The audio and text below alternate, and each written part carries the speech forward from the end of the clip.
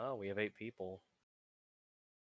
Hello, one and all, and Hey, what's welcome to the poppin', Old people? Town Throwdown Age of Sigmar channel. I am your host, Greg Brewer, and I'm joined today by my co-host, the Noog himself, Matt Wynn. What's good, people? Thanks for tuning in tonight. Just always have to make it cringe to start off, don't you? Hey, it's who I am. All I right, am fair enough. cringe. All right, well, everyone, today we're here to talk about the Las Vegas AOS Teams Tournament, giving a breakdown of the lists we are going to be seeing as we will both be competing there on separate teams. Mhm. To start off, let's give you some background info. The Las Vegas Teams Tournament has actually been a very large 40K event for quite some time, and this is actually the first time they'll be breaking into AOS. Bear in mind, this was kind of a last minute decision to add AOS this year, but hopefully next year we'll get a much greater following and keep getting traction. Hey, the more people, the better, right? And that's part of what we're doing here. This is also a great test run for our larger team event that Old Town Throwdown will be hosting in February, not February, coming December. This coming December. Now, that being said, we still have a great turnout of 6 teams at this event, equaling a total of 24 players. Small GT right there. Uh, One last thing before we jump into the lists, though, is discussing team competition and what actually makes this a team event, just for our viewers that don't completely understand the actual format of teams, and just so we can get everyone on the same page why these lists are important, the way they're built, even though they might not be exactly the same as people are seeing in the meta, and give some more background info for the thought process behind these lists. So, first starting off, each team will consist of 4 players, plus one coach if the coach is not one of the players. One of these players will also be the team captain. Each team, with the exception of our ringer team, the wildcards, our 6th team, will bring 4 different lists from different factions/books without sharing any other war scrolls between them, like War Masters, Endless Spells, Incarnates, Mercenaries, etc. And lastly, team members could not share grand strategies. So everyone had to really work together in the 4 teams lists to make sure, hey, I'm not taking anything from my other teammates, as maybe these grand strategies or these units could work better in their own lists. So that comes into play here. From here, the last thing to really discuss is how pairings are working, as this also comes into play of why people may have brought factions, specific factions, the way that they actually are, um, and why you might see more skewed lists than others. So, how pairings work is first, during when the team gets paired against each other, both teams will pick one of their armies from their team and place the corresponding note card for that team face down on a table in front of them. This is called the spearhead phase. Now, these are the starting armies to fight for both of the starting teams. Now, after that, once both teams have chosen their first army, they'll flip over and reveal both note cards simultaneously. This is so both teams know what the starting armies will be. And now we can go to what is called the counter phase. Each team will then pick 2 of their last 3 remaining armies from their team in response to the opposing team's spearhead, their first army. These will be placed down. Both teams will do this and they'll flip over and reveal their corresponding teams. After the counters have been revealed, each team can pick one army from the opposing teams, from their team, the 2 of them that they just played, to swap out their spearhead. So they have the option to swap out the 2 armies that they just played with the first one that they picked for the chance for a counterplay. Just in case if one army is worse against another or might be better, whichever, just giving them an army that could be bad, a more fighting chance. Once that is done, the last army will be placed, and then all of the armies will face each other of where they are, the North cards facing each other. Does that sound about right, Matt? Am I missing anything? Nope, that sounds about right. You hit the nail on everything. You're very good at explaining things in your voice. So, yeah. Why, thank you for the lovely compliment, my good sir. Flattery will get you everywhere. So, now I think I will turn it over to you as I gave that full introduction. People will get tired of me, so let's hear from the nude himself about our first starting teams. Let's bring up Mike's team. First one in the roster, I believe. Yeah. Pull it up. Is it being Uh, pulled up on screen on the stream? yeah, it's getting there. Give it a second. There we go. All All right. right. Yes, there. Before Go ahead. I start the list, I'm gonna be a crowd pleaser. This is for you, Coach. All right. God, why? Why would you do this, All Coach? Why'd right. you do this to me? Okay, let's do this. So basically, this is Mike Vaginos' list. He's one of the Team America's. He's one of their sergeants, or I guess one of the sergeants captains. I always kind of confuse it.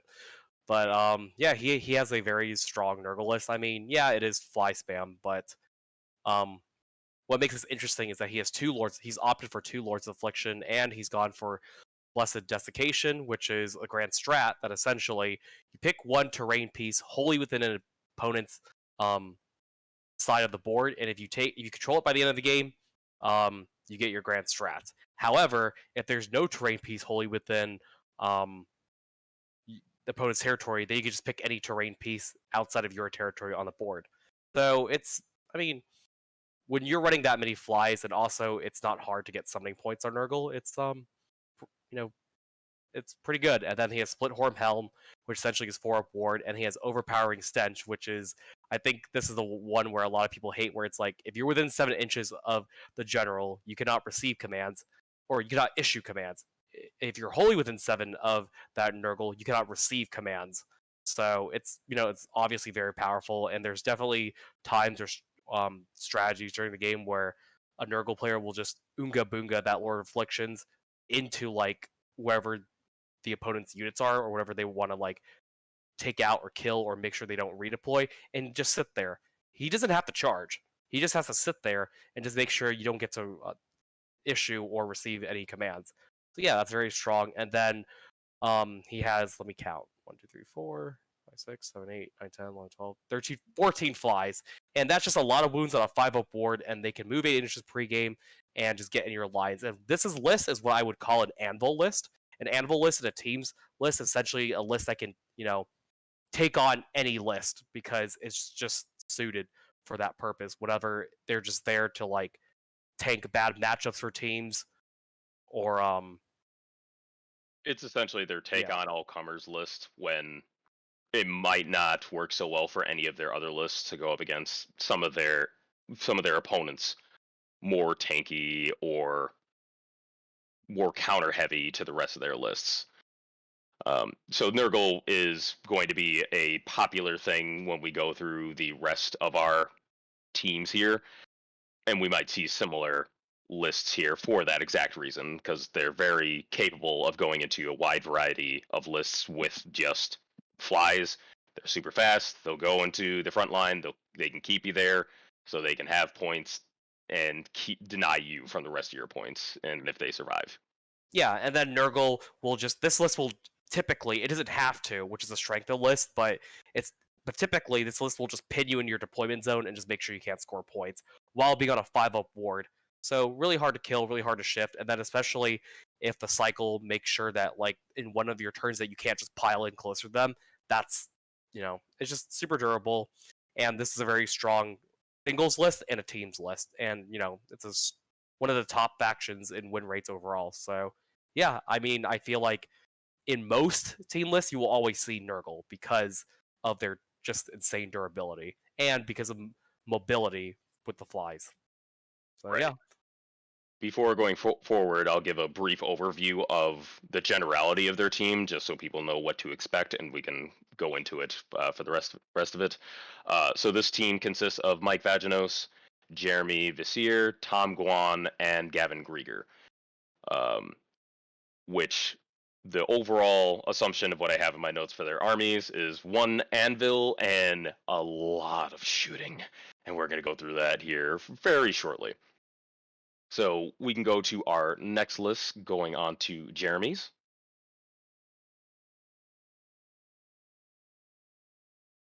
All right, I guess I will hit up this one. So we have Jeremy Visier.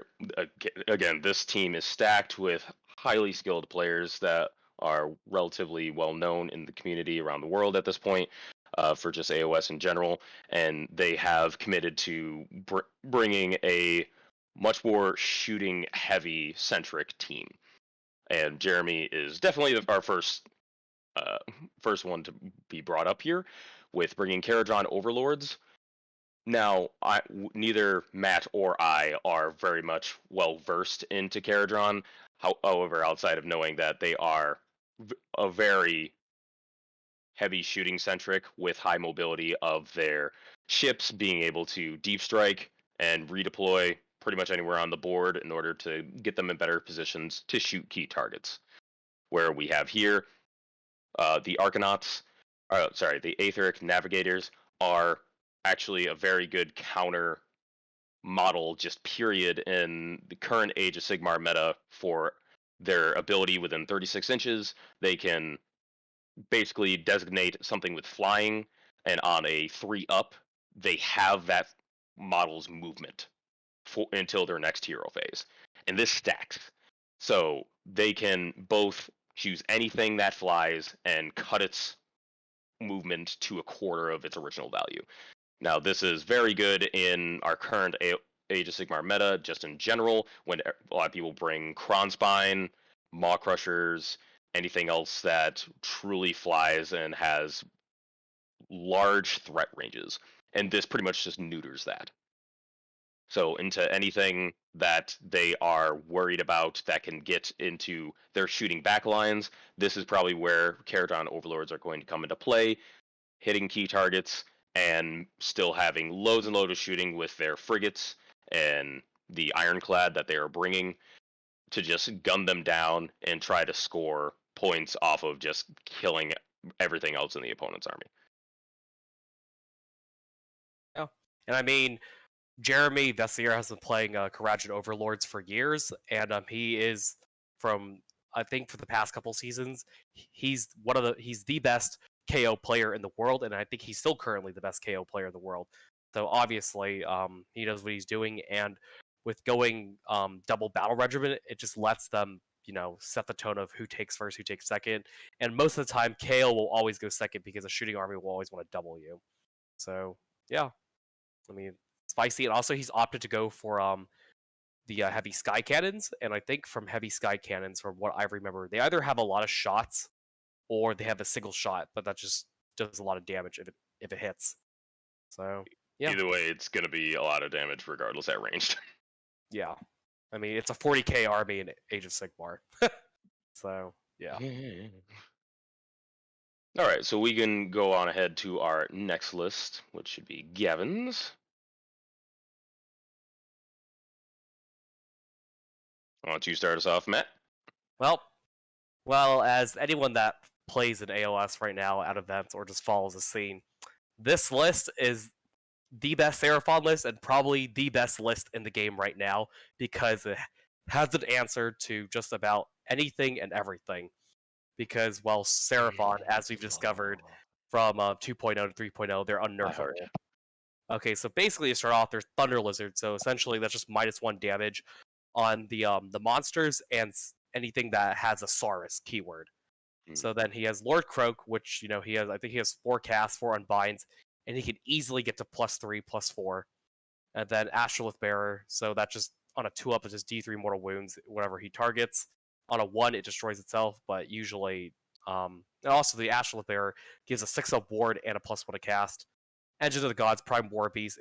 Prime War Beast just lets him juice himself up to give him a lot of attacks, and just kill something despite being at -1 Ren. And the reason why he has Arcane Tome is because in the Seraphon book,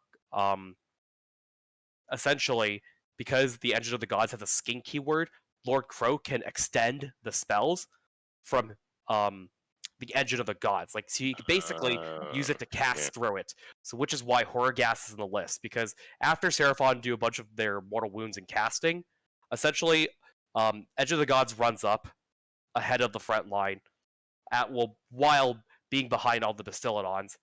Lord Crow casts through the Edge of the Gods because it's a skink wizard, which lets him cast through spells. So if you play Sylvaneth, it's like playing with Spellsinger, where you can cast through the trees. Essentially, you cast Horror Gas through after you do your Mortal Wounds, and with Horror Gas, with it being 40 points, you can't issue Inspiring Presence, and then you're just going to run most of the time after you just take a bunch of Mortal Wounds from Seraphon.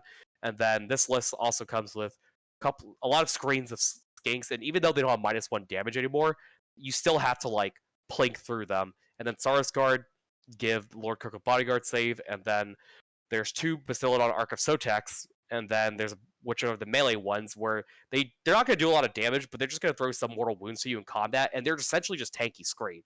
They're just going to lock you in combat while they're on a 1-up save. So unless you have BOC Rend or just any amount of mortal wounds, you're not going to kill that thing, and they're just going to sit there while you just take damage from the rest of the army. And instead of going his typical 3 Arc of Sotek list, Gavin has actually opted to you have a Bastiladon with Solar Engine, and that's just there to give the list a little bit of shooting, and because in Thunder Lizard, you can double shoot. So sometimes you'll double shoot the Engine of the Gods for its random effects, or for the Bastiladon with Solar Engine just to get like more damage off. And he has Cogs in the list, which lets him reroll cast. So essentially, it'll be super rare for Seraphon to miscast. And I guess this is just a really strong list. It doesn't have a lot of weaknesses. Maybe aside from mass mortal wounds, which is why Caleb actually beat this list with his Siege. But outside of that, for most of the time, this is just standard matchup. And I feel like the learning curve with this list, honestly, is to not table your opponent too quickly, so you run out of battle tactics. Like you actually have to like think about each and every phase and future phases with this army. So yes, even though you'll probably kill everything, but if you miss out on battle tactics, then that's where like this list can potentially fall behind. Other than that, Basically, yeah. sorry, I didn't mean to cut you off. Basically, like where this list is going to be shining is that yes, he now is taking it with the Solar Engine, giving it more shooting, combined with the Horror Ghast. This is probably one of their good horde clearer armies, besides volume of shots when you can't do Inspiring Presence with Horror Ghast in general, and all the Seraphon spells and just all their large range of shots really assist them in just doing a lot of plink damage, and just now they will just be able to force you to take bravery checks and make you die slowly, but you will just be constantly getting weaker against them. And like you said, with all their screens, it's going to be a very hard to crack list. Yeah, and then essentially, even though you might want to try to pin this list wants you to try to pin it, but you're not going to pin this list because majority of the damage comes from being within 18, besides mortal wounds from afar. And if you're within Croak's 18 inches of Celestial Deliverance, it's gonna be a pretty bad time for you. As I've learned, because I've played against this list at a variation of this list at San Diego Open back in June. Love's last GHB, but it's still just as strong as in this GHB. So yeah, it'll be fun playing against you, Gavin. Yeah, that pretty much sums it up. We do have a question. How do you feel you can properly attack this list, Matt? So the way to properly attack this list is you essentially want to have enough mortal wounds in this list. So essentially, I think there is one list that is a potential answer to this Seraphon list, which we're going to cover later. And essentially, you either want a lot of front-loaded melee mortals or ranged mortals. So actually, Cruel Boys is actually kind of like decent into this. So yeah, but I mean, or you play giants and you make sure they don't score points because you'll always numbers outnumber them on points as giants. But as a giants player, you don't want to aggro and try to pin them in this list. You just play the mission. Sure, they'll kill you, but if as long as you make sure that you don't outscore or they don't outscore you and your giants don't get pinned by the Bastiladons, you have a chance. So yeah, that's how you properly attack the list. But also, this list is really difficult to tackle because I think it's the best list in the game, and it's made just to fight anything. So yeah, If you don't have a lot of experience into it, it's going to be rough for pretty much anybody. But yeah, what Matt said pretty much holds true for against this Seraphon list, to my opinion. yeah. We'll go on and go to the last list of this team, Tom Guan's. And I'll go ahead and hit off this one. So we have Cities of Sigmar in Hollowheart. Brief summary: Battle Mage on Griffin, Free Guild General, Lord Arcanum, all of which are getting an additional spell for Hollowheart, and base +1 to cast, right, from Hollowheart. Pretty much all of them are taking the Warding Brand ability, and because he's also bringing the Crown Spine and Carnet of Gur. When you bring the Warding Brand and Crown Spine, basically it's a spell that makes it deal mortals back to the units when it takes damage, and we all know the Crown Spine, or those of you that don't know, the Crown Spine can't die in a singular turn. It starts at level 2, and it only can lose 1 level at the morale phase of any given turn. So if the Crown Spine manages to get into a load of units, all of them swamp and attack it with the Warning Brand on it, sure, it reaches its maximum of 18 wounds, and it may go down a level at the end. However, every wound it is going to be taking, it is going to be dishing back that hurt to the models or units that is currently stuck in combat with it. So with that key piece, he's now bringing a bunch of shooting as well with Free Guild Crossbowmen in a 30-man block and a 10-man block, and with some additional help from endless spells of Soulscream Bridge and Purple Sun to further make the damage from the Free Guild Crossbowmen and the Crown Spine really hurt, with the ability to also reposition the Free Guild Crossbowmen with the Soulscream Bridge as well. And then lastly, a unit of 10 Protectors, which are a very good anvil with the ability of still dishing out damage, especially with Purple Sun being a thing. So Protectors are also there because they can also absorb Warding Brand really well, and with that's Ignite fair. weapons, which gives +1 a wound, it's also given on them. And if you Soul Scream Bridge them, and then Battle Mage gives them +2 to charge, there's most of the time they're going to make that charge and get into whatever they need to do. And with that, and because these weapons actually have 3-inch range, all 10 guys are going to get in most of the time, no matter what. So it also Kronspine can be buffed with +1 a wound with Ignite weapons because it just specifies friendly. And yeah, I mean, I went against this list at Arizona, and Tom Guan, I played my best, but he kind of clapped me with it. So yeah, it's a really strong list that he made himself, and yeah, I mean that I think it's also he also made it from what I understand, unless someone else can correct me. He made it because it's also pretty like good or decent to Seraphon because a lot of it is just a lot of mass 1 damage, while also being able to get +2, +3, or +4 to cast. So yeah, Very heavy on casting, very heavy on buffing, with the ability of being super tricksy with the mobility things with Soulscream Bridge, and just with the support from the heroes. Very techy list while also being very strong into certain matchups. I wouldn't want to fight it. Uh, I was lucky to avoid it in Arizona, so I am very sorry for you on that one. it's all good, man. It's all good. Let's me go But against the best. yeah, so far we have a very sh- shooting centric list with also being pretty low drops, as Tom Guan is also in a battle regiment, so this entire thing is just 1 drop. He gets to designate the full turn, so he's looking for that double to basically wipe his opponent off the board. Sometimes also going against him and having like talked with him about this list because I let him borrow like half of the models which is a common theme that happens with Tom Guan, which is I let him Yeah. borrow a lot Yeah. of models and then he unleashes them degeneracy onto the world. So, but yeah, sometimes actually he does not want to take second. Sometimes he actually wants to go first because he can buff the Kron Spine or anything and just have it sit there or charge somebody and just pin them in turn one while the crossbows just pepper you. Right. Yeah. So overall, their team very shooting centric, low drops, trying to control the game to the best of their ability. We'll move on to the next team, which I think is kind of the exact opposite, in my opinion, with one control heavy and three very fighty in your face.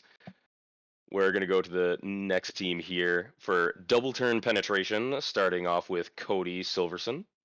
Silverston. Sorry about butchering any of your names, by the way. I love you regardless. And you can start us off, Matt.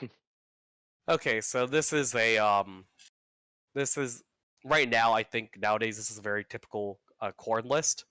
Although this time it actually doesn't have an incarnate, which really surprises me, because right now I think 3 Bloodthirsters plus an incarnate, which is our a list engineered by our local TO Tom himself, and who's a top corn player in the world.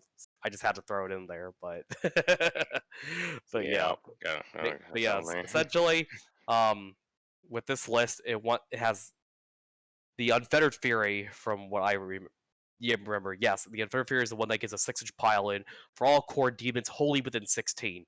So this list, even though Khorne is a combat army, it is not a traditional combat army.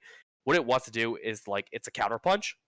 So essentially, what it Mhm. wants to do is for you to come up, and then they run up to you and do a 6-inch pile into you. And most of the time, you can't really redeploy. And if you're a melee army, if you try to charge them, they have the core demon prints. So this list actually does not care if it goes first because all it has to do is just put up its aura, and you can't really charge it. I mean, this list is just great into most combat armies, and I feel like unless I'm wrong, this list because of how many mortal wounds you can do from Scarbrand or the Bloodthirster of Incendant Rage with Fight Twice, it could actually take on lists like Nurgle because Nurgle and Giants, for example, are DPS checklists, and Khorne can definitely meet the DPS check.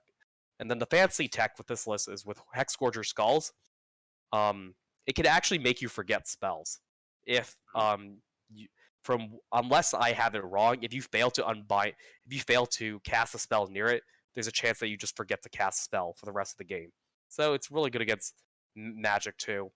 So yeah, I mean, also they have Untamed Beasts for the pregame move, and with the Khorne buffs, they have unlimited, or they can get to potentially unlimited blood tithe, and when they spend their blood tithe, it doesn't all go away. So definitely, Khorne has definitely seen a rise on win rates ever since then, and with the Blood Secretor, it gives +1 attack wholly within 12 or 16. I know it's another huge radius, Mhm. but essentially it lets Scarbrand, for example, have 2 attacks on Carnage, which is 2 attacks on Carnage, which is essentially you could potentially just roll, even if you roll a 1 or a 2, 16 mortal wounds off the bat just from that, which is pretty Yeah. insane. And then, oh yeah, also thanks for letting me know. Send me to Valhalla. If you roll a natural 8 within 8 inches, you forget the spell. Mm. And then yeah, so I mean this is a really good control list into melee and magic armies. And I mean, I think its biggest weakness is shooting. So I feel like I feel like for double turn penetration, love the name by the way. um, Yeah. this list does not really want to go against shooting, or if the list has an incarnate, which is really hard for core to deal with unless they have an incarnate of their own. But yeah, I mean, Cody is the number 2 Corden player right now in ITC, and he's trying to compete for Tom for that. So yeah, that's Basically, yeah, it's Scarbrand and his party bus going up the middle of the board, and we'll see if he gets there to destroy the universe. yeah. I mean, I can't wait to see how the ITC year ends up between Tom and Cody. So yeah, All right, we'll go on to the next one. We got Tony with his Fire Slayers. So this is another one that kind of goes along with the theme that I mentioned previously. where it's now just a bunch of big dudes that are going to walk up the board, and we'll see where they go and if they survive. So we have Tony bringing Fire Slayers, Lofnir with Auric Rune Masters, Auric Rune Smiter, and Auric Rune Father on Magmadroth, with his 3 sons also on Magmadroths, and 10 Hrothgard Berserkers just to fill out the battle line, and bringing both of the invocations of the Firewall, which only the Magmadroths can go through, and the Molten Inferno, which is the big smack fire demon that will just be around and just dealing mortals until it finally blows itself up. But also, yeah, nice cat. Yeah, thanks. This Um, is Mr. Leo. He always wants attention. so yeah, pretty much another one. They're going to be walking out the board, trying to survive. Magmadroths do a lot of damage. Considering the pack that we'll briefly talk about at the end, we're not going to go into too much detail about it, but most of packs in competitive this season are very middle of the board centric. So it looks like this team is really banking on that before seeing what the pack was, and just doing a lot of fights in the center of the board and hopefully taking over the game with their very strong melee centric armies. Yeah, and then with this Fire Slayers list, because I got into the army recently after a friend sold it to me. So with Lofnir, it makes the Magmadroth's battle line, and then each Magmadroth gets to have a mount trait. And because they Right. bounce wounds off on a 4-up in melee, they're a lot harder to kill. And even if you do kill them, you're going to take a bunch of mortal wounds. And Tony has opted to go with 4 Magmadroths, which is still really solid. And then, or not still really solid. It is very solid because the Magmadroths also, Loftier buffs up all the Magmadroths to have 2 extra wounds. So they're going to be 18 wounds each, 4-up save, and then one of them, the general, has -1 damage on that thing. So that thing's going to be, the general's going to be insanely tanky. Prayer of Ash with the Rune Smiter can make one of the Magmas or the 10 Hearthguard Berserkers -1 to wound. And then Volatile Brazier from the Auric Rune Master lets them set up the firewall, like the double, or any, not just the firewall, but any of the invocations, double it. So Runic Firewall is within 18, so he can set up within 36, or the Molten Infernoth within 36. So they'll just be in your lines turn 1, or just block you off. Or in the case of the Infernoth, it's just going to follow whatever it wants around and just do a bunch of mortal wounds. And then 10 Hearthguard Berserkers is just an anvil, especially if they're wholly within, I think it's either 8 or 12 inches of the character.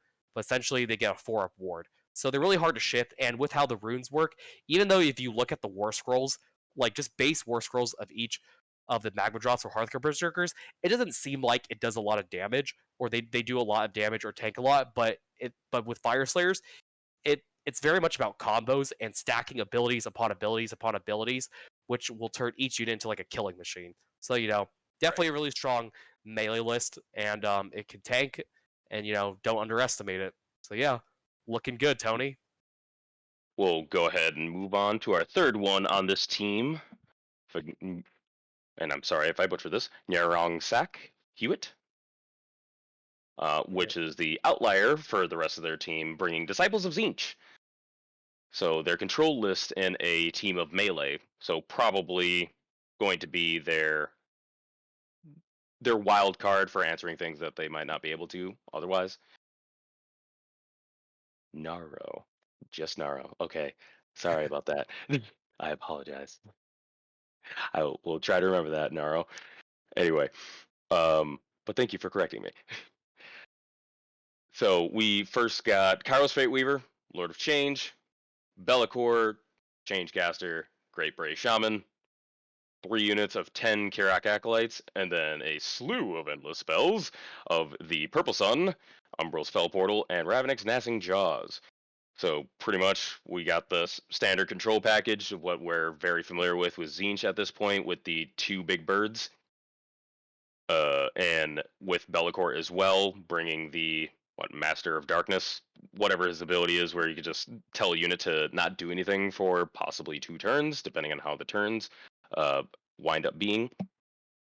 And they bring a slew of mortals in their spells, with Kairos's War Scroll spell dealing 6 mortal wounds, and Kairos taking the spells from the rest of the casters and just casting mortal wounds for days, and bringing the endless spells as well for an additional mortal wound and instant kill source from the purple sun itself. Anything you'd like to add, Matt? So also with Host Duplicitous, essentially what that does is it lets all demon wizards, unless I'm wrong, it lets all demon wizards reroll casting and unbinding. So that's why this list doesn't really need cogs, because the sub faction just lets all demon wizards. There are Zinj. Bellicor doesn't get it, but all Zinj demon wizards get it, which is really nutty, because I feel like if Zinj doesn't have rerolls, and also this list, because the sub faction provides natural rerolls, it makes sure that you don't have to take blue scribes, which went up a lot in points recently. So that's why a lot of Zinj players don't take it. And then Will of the Phantom Lord gives +1 to save or +1 to cast, something like that. And also, I think the Brand of the Split Demon gives another +1 to cast. So the Lord of Change is going to be at a natural +2 to cast. And then if he's by Arcane +3, it's also Lord of Change himself gives an aura. Yeah, Lord of Change himself gives an aura of wholly within 18 inches of another +1 to cast. So yeah, most of the time this guy's spells will go off. And then yeah, I mean, it's just a lot of more wounds. It has very good board control against melee. I think Nurgle might give us problems because of 5 of War, but honestly, that matchup is very even in my experience, because it depends on how much damage the D6 mortal wound spells goes off and how many 5-ups the Nurgle player ward rolls. But other than that, I feel like this is very good until most lists. I feel like its issue is against shooting is a problem, because if you have mass crossbows or long strikes, there's really nothing Zinj could have to protect it unless they abuse their fate dice. And um but again, Bellicor is there to ensure that mass shooting or a big threat like a Bloodthirster doesn't just one shot one of the chickens. So yeah. Right. And also the fun trick, the reason why the Brave Shaman is in this list is because he has a spell on his War Scroll that that lets that forces you to come closer to an enemy unit. And Oh, if this guy had pink horrors in his list, which he could summon, you can't retreat from the pink horrors in this list. So yeah, I mean that's a spicy list. And then he went with 3 Kyrics because they're the cheapest battle line in Siege. right.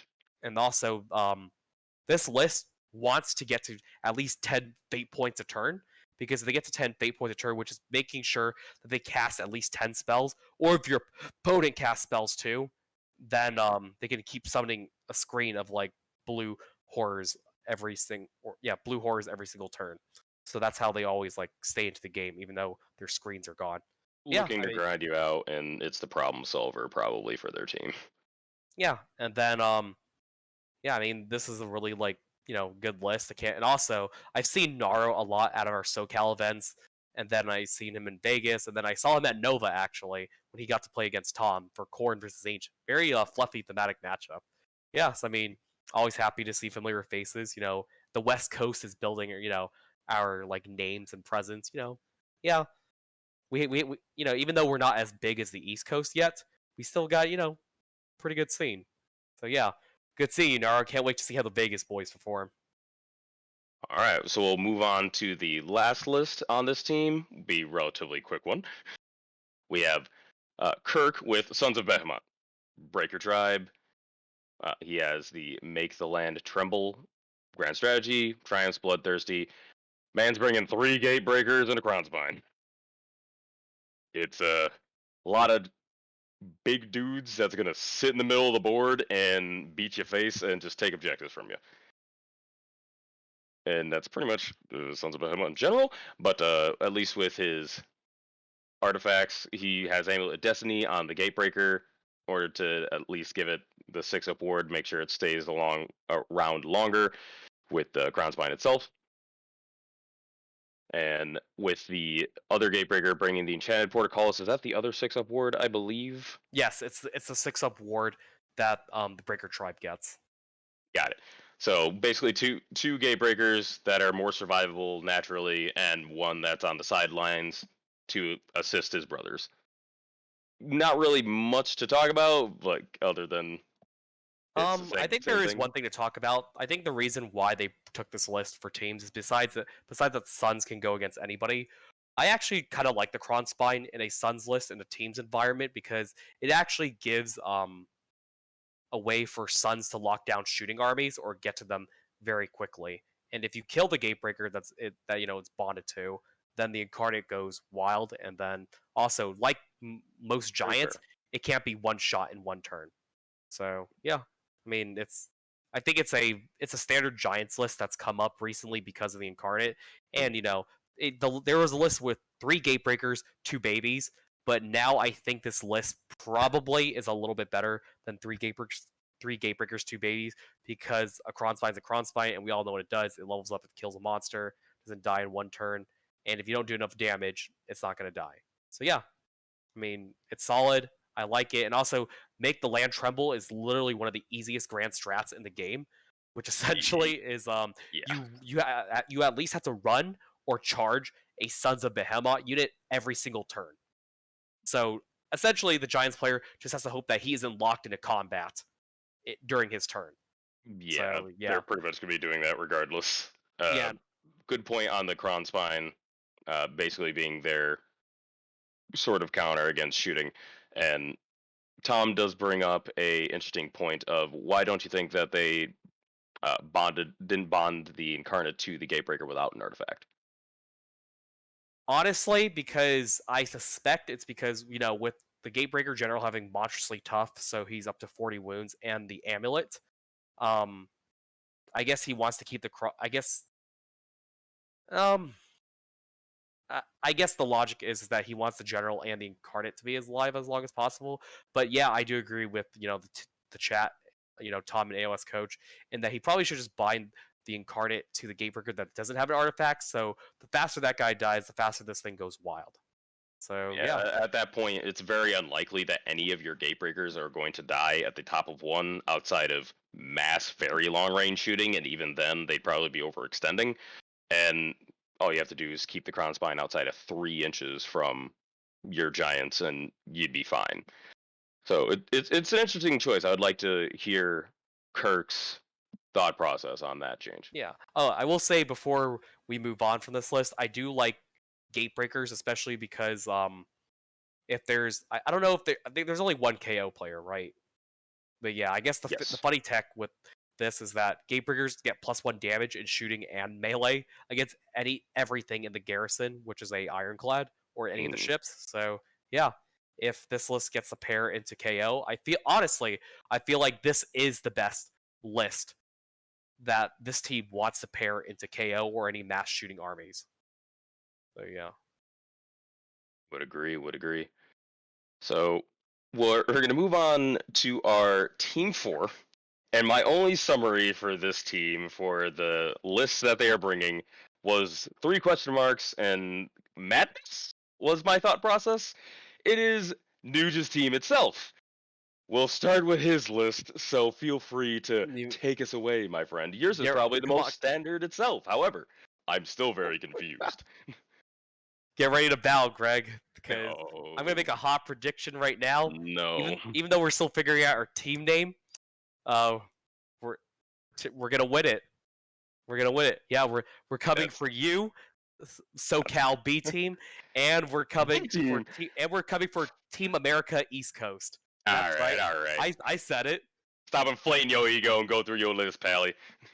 All right. So then, yeah, Coach. This is probably a surprise for people that know me, but I actually opted not to go BOC this time, even though I love the faction, I love my cows, I love my dragon ogres, I love my chickens.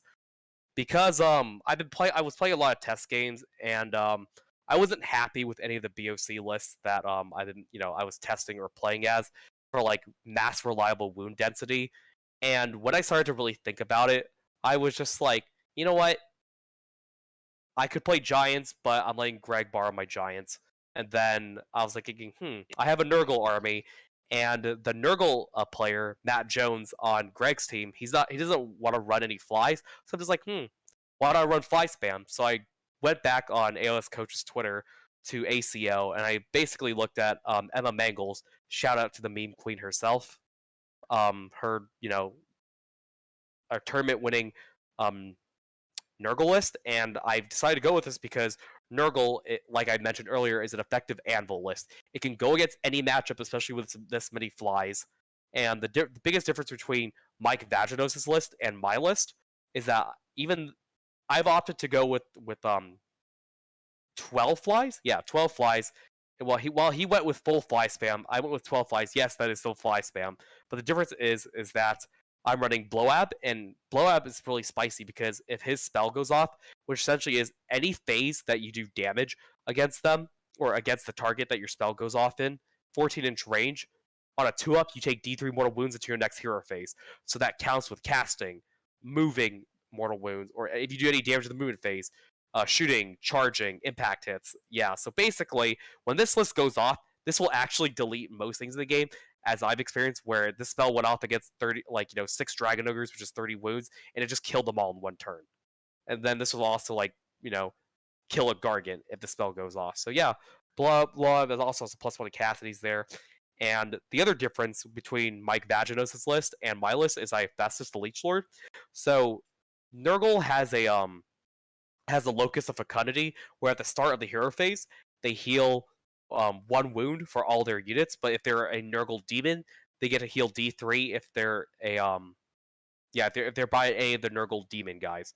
However, Fest is the mortal, but he has the Nurgle Demon rule, where if any unit is wholly within 14 inches of him, they get to heal D3 wounds, which is insane on a kind of list like this, because it's not only is it tanky 5 of ward, but it's going to keep healing D3 in every one of my hero phases every turn. So if you don't have the DPS to chunk through this list, power. it's pretty much unkillable. And I've played a couple test games, and there's been games where I have healed up to 30 wounds in total for in each one of my hero phases. It was actually kind of disgusting. And I also took this list because I wanted one event where I have a little break from BOC, and because yes, I love the army, but I'm just like, you know what? It's Vegas. I want to party. I want to get drunk. I want to go to the nightclub. I want to go to, the Win pool, pool clubs, or we're gonna go to the Making gaming arcade. excuses for losing. I see how it is. Nah, nah, nah, nah, nah. Nah, I took this list so I can be drunk and beat you at the same time, Greg. Ouch. That's painful, bud. Yeah, That's painful. I'm gonna make you eat those words, especially when Hey, I'm picking up your ass from the ground for being drunk. you're always scared of facing me, Greg. I know I don't you like are. the BOC. I don't like it. Yeah, but yeah, and also the difference also with, yes, the Lord of Afflictions is the same, except I'm taking the Shield of Growths, and what the Shield of Growths does is it's different from the 4-up ward in that the more damage you take. So let's say if I take if I would take 3 wounds, I reroll save. If I already took 3 wounds on the Lord of Afflictions, I reroll save rolls of 1, 2, and 3. So depending on how much damage you take, I just get to reroll those save rolls, which makes him insanely tanky against most normal damage outside of mortal wounds. So yeah, I could just stick him then, and I've tested him. He's even tanked Bloodthirsters and Gargants in my test games. So yeah, I mean, it's solid. Also, the funny trick with the list is if you want to start re-rolling saves right away, Dolores Toxin in its rule specifies that you can damage yourself on a 2-up. It's on a 6-up, but on anything else, it's a 2-up for 1 mortal wound. However, if you get the 6-up off, then at least you'll be making yourself, re-roll how much ever damage you took. So yeah, Fair enough. I mean, also this is battle regiment, because this list really wants to decide priority. It decides that if I want to give you first, it gives me first, or I go second, you or my opponent goes second. Because this list, as you all see, it has 0 Galatian veterans, and this list's biggest weakness is that it can get dicked over by Proving Ground. So yeah, I want to decide so I don't get screwed over by Proving Ground. And then I opted for Triumph for Bloodthirsty, because reroll charges is always really nice. And as as SoCal has experienced, I roll pretty hot charges.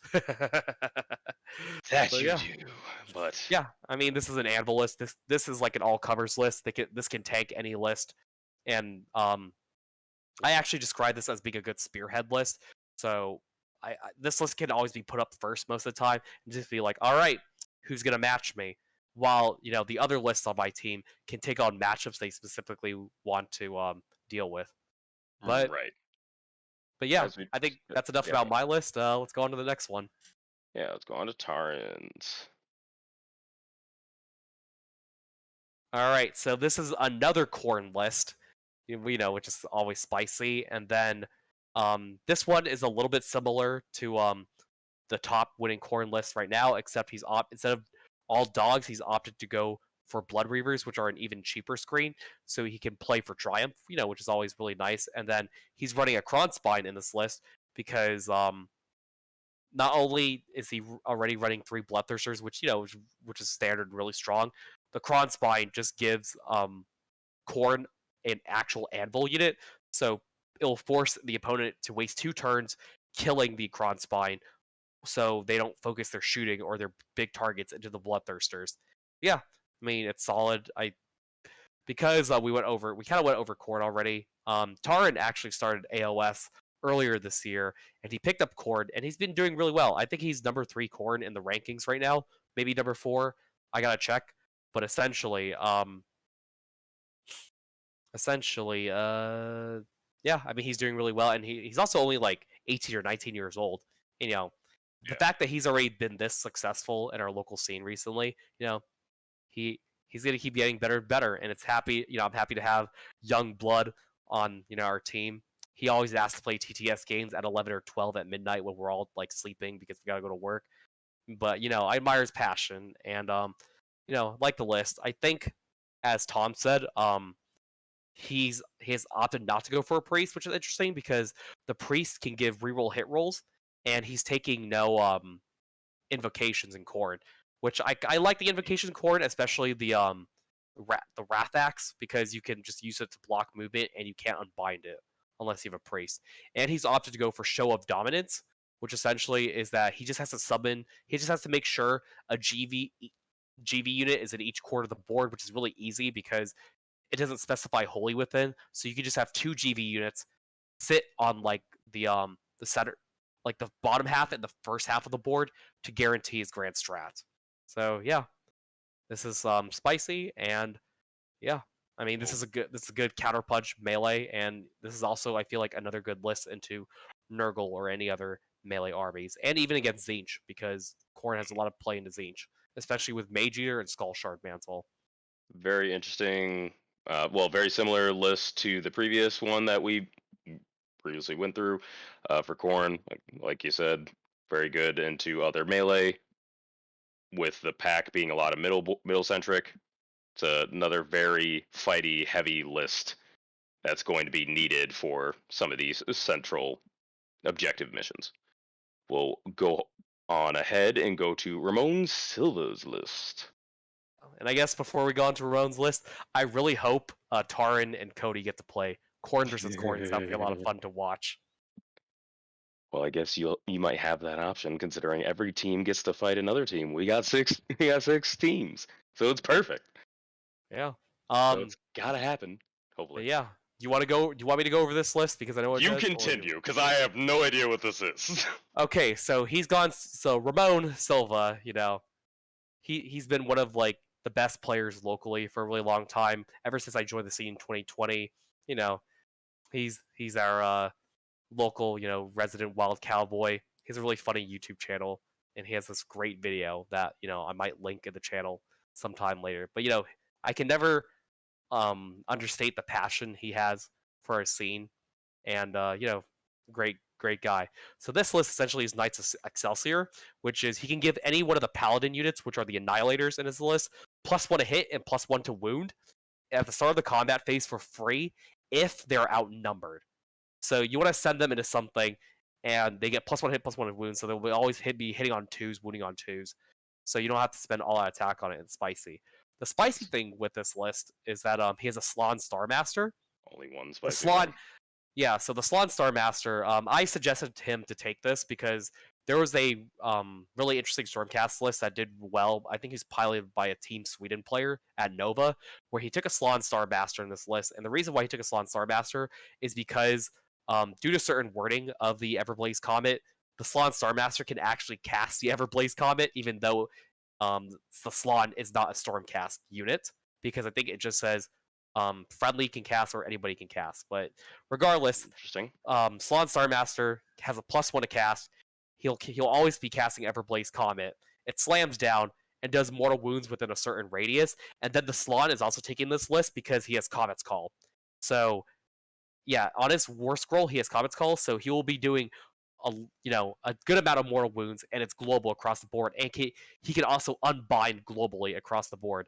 So it gives Stormcast this Stormcast list a lot of like magic or presence in the hero phase, which they usually don't.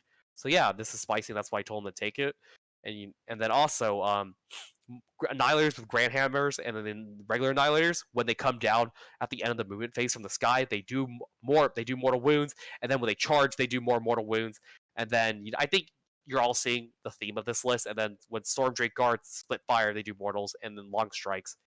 Um, you know, long strikes have the double tap, so even though they're not reinforced, even 3 long strikes will do good damage to to a Bloodthirster or Gargant or anything.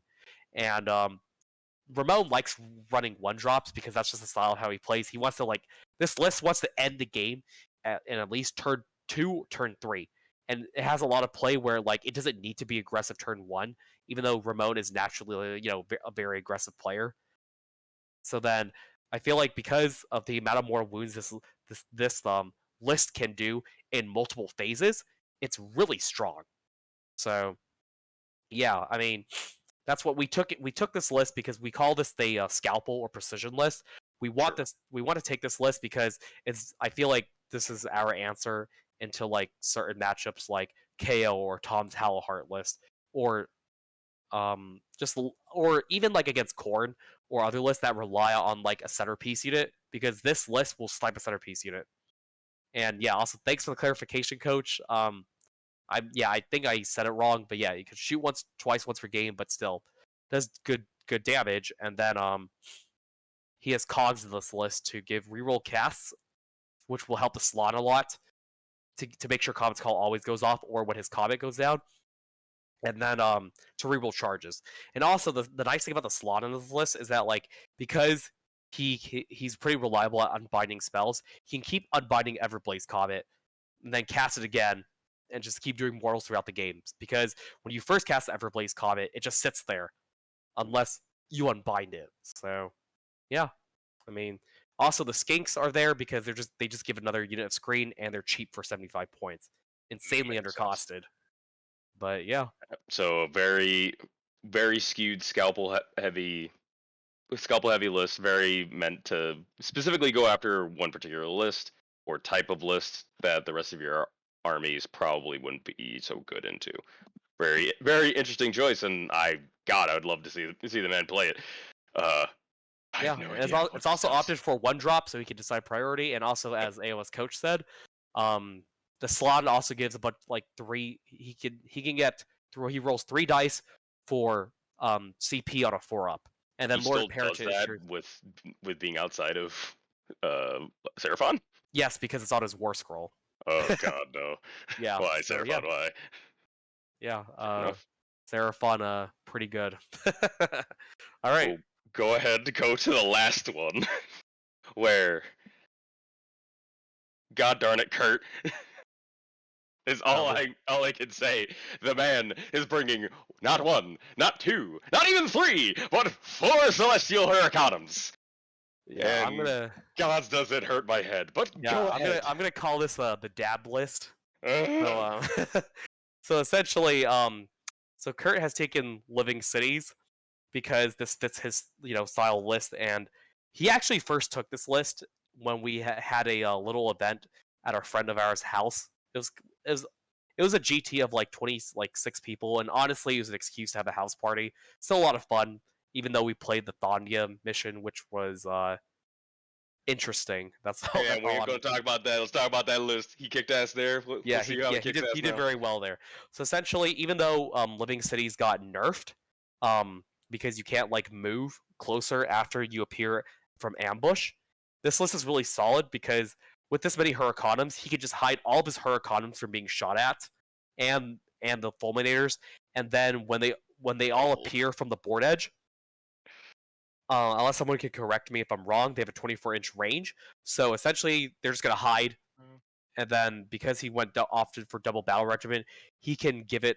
He can just let someone go first, and then they all appear from each board edge. So they're not the Hurricanums are not clumped up together.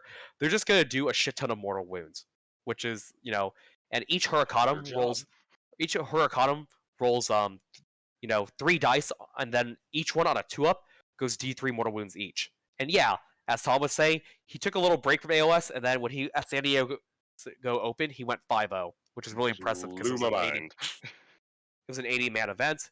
And then so this list is also as we've tested out this list, or as also I think Kurt has played Tom Guan on TTS and some other people. This list is actually really good against Seraphon because the amount of mortal wounds it can dish out, and because the fact it can hide from Seraphon mortal wounds before it shoots you. And if they double Seraphon, this is just like what let me count. One, yeah, basically just a bunch of mortal wounds on a 2-up, or in the case of the Fulminators, on a 4-up.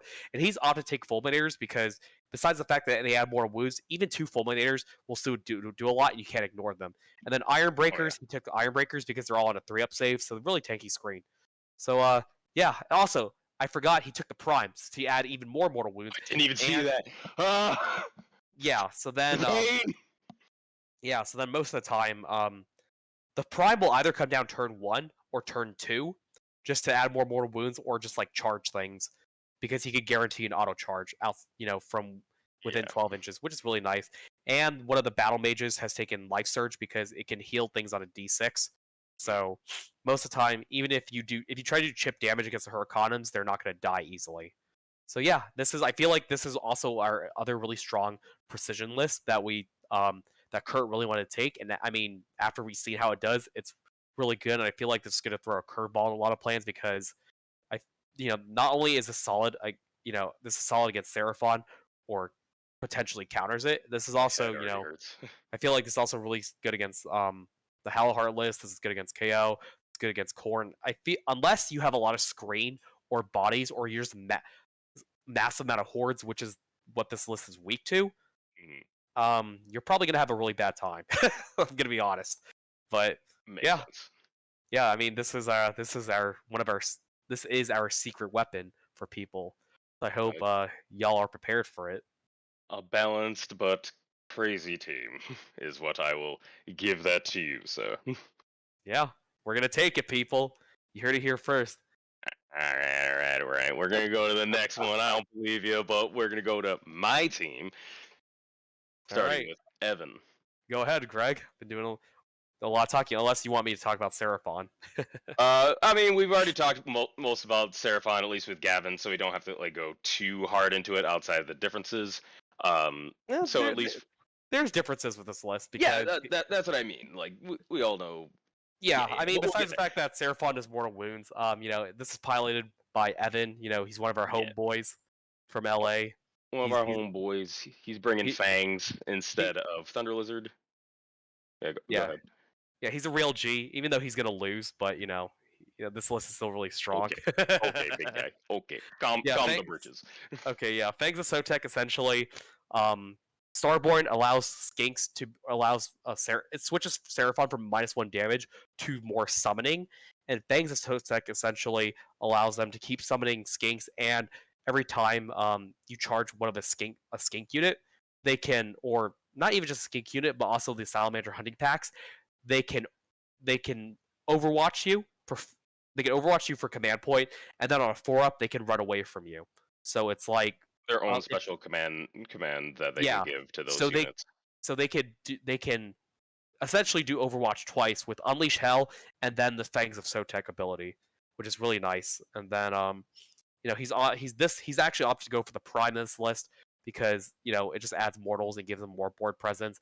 And Salamander hunting packs, they were kind of nerfed with the last update, where they would give bonus points to them being killed, but now that's gone away. So Fangs of Sotek, now Salamanders are they're back, and because this list has an insane amount of mobility compared to Thunder Lizard, it lets him play for the board a lot. And with Purple Son of Shaiish, it's going to make the Salamanders Ren 3 on their shooting, and Skinks Ren 1 from Ren 0 on their shooting, which is, a bunch of more wounds on wound rolls of 6s or hit rolls of 6s, depending on whatever the unit is. And So then, with Fang's Sotek, he's able to, at the end of movement, pick up any unit and teleport it anywhere else on the board. So Evan's more on the shooting end of Seraphon with Mortals of the Salamander Hunting Pack. Uh, and along with Purple Sun, he can just pick and choose where he wants to put all of his shots, add greater rent yeah.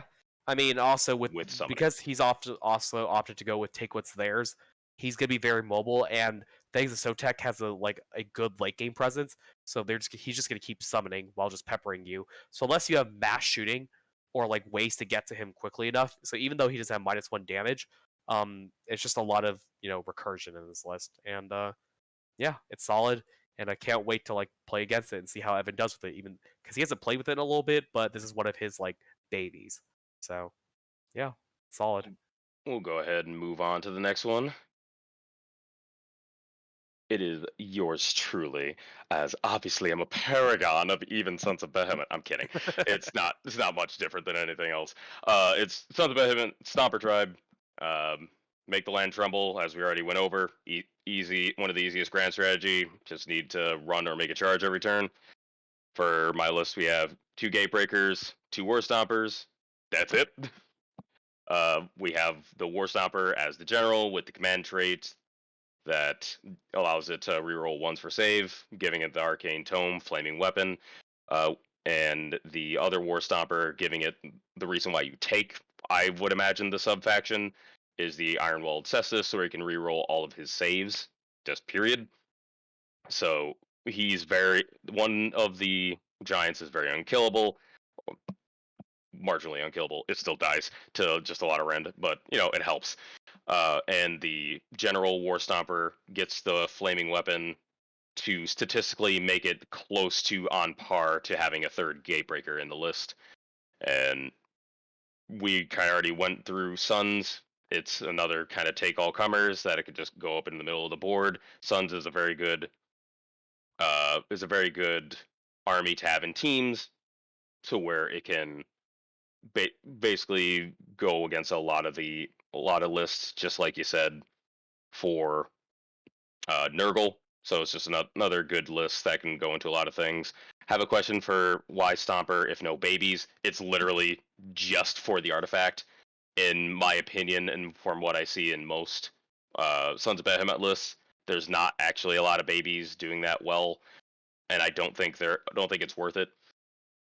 But having one Gargant, 35 wounds, just reroll all the saves, and in a turn that he can best day ever and all out defense, unless you, at least for shooting purposes, re-rolling threes is, yeah, basically what Tom said, come kill me, and it doesn't work. Uh, otherwise I just sit there and I just try to get as many points as possible, instead of being not as aggressive as I would say the other Sons of Behemoth player with bringing 3 Gatebreakers and an Incarnate would be. But again, we're all Gargants. We're all just a lot of wounds on a point. He just has the ward saves while I have this. Yeah, Mystic Shield as well as another option on another Gargant. So it's just making it very survivable is the point. And then also to say about this list, we've also also the creator of this list, his name is Chris Schilling. I also want to shout him out for making this list. And I've always been like a believer in Stomper Tribe because of the artifact itself, but it never really saw a lot of success up until recently, because I think even if Gargants is not the biggest book, but because it has a lot of but because there's a lot of good things in each sub faction, I feel like Stomper Tribe is starting to rise up in this edition because of the artifact itself. And there was actually a list. I think this was in Pacific Northwest. There was an event there where Robbie Bear, he took I think he took Stomper Tribe, unless I'm wrong, but he also did very well with it too. So yeah, spicy. We'll go ahead and go on to our other Nurgle player, our last Nurgle player for this one, I believe, Matt Jones. So he is also Nurgle, but not the fly lists that we already have here. So we went a different direction with Nurgle. So we have him in Filthbringers and spread rampant disease as a grand strategy, and he has the two triumphs for double bloodthirsty for two reroll charges. Uh, my man brought Blowab, Gut Rot Spew, Orgoth's Demon Spew, and three Rot Coven Rotbringer sorcerers for their basically sorcerer coven for pluses to cast. We also have for battle line 2 units of Min Putrid Blight Kings and 10 Plague Bearers, and then he's bringing three endless spells to further along the Rot Coven with Ravenix Gnashing Jaws, Shards of Voligar, and Umbral Spell Portal. So he's basically bringing the more casty end of Nurgle, and with the game plan of spreading as much disease as possible. It's a very interesting list. I think it's similar to, you correct me if I'm wrong, Matt. I don't look at Nurgle too much, but I think it's closer to what Emma was bringing with starting the Rot Coven in the Age of Sigmar for this edition. Yeah, so this is like so Emma did a video with AOS Coach. Shout out to the both of you guys about a Filthbringers list, because I feel like for a little bit people just saw like Nurgle as, oh, they just run flies and that's it, when there's actually like a lot more to this book. And even though yes, flies is like the strongest part of the book, there is a lot of interesting tech with this book and with Filthbringers. I think you might have already mentioned this, Greg, but with the endless spells, on the Rot Coven Rotbringer Sorcerer War Scroll, they get to spread their disease through the endless spells. And because of how massive Shards of Valajar is and Ravenix Gnashing Jaws, this list is going to spread disease like crazy. Right. In addition with Blowab and other stuff. And while yes, there isn't too many bodies, it's basically a Zinch, or not Zinch. It's a Nurgle casting list. That'll do really well, and with Filthbringers, it'll just end up doing a lot of damage. And with their Grand Strat spread rampant disease, it's going to be pretty easy to get this Grand Strat. So I feel like this list is really solid into lists that don't have a lot of like answers to magic, and they're just going to like pepper you down and just wear you down with a lot of disease. And with three sorcerers, they can easily get +3 to cast, +3 to unbind. Yeah, I So don't think you're totally wrong when you're comparing it to Zinch, where you think about it, it's just it is mortals just like the Zinch list, but just not all in one lump sum. You're spreading yeah, the love. That's what Nurgle yeah, does.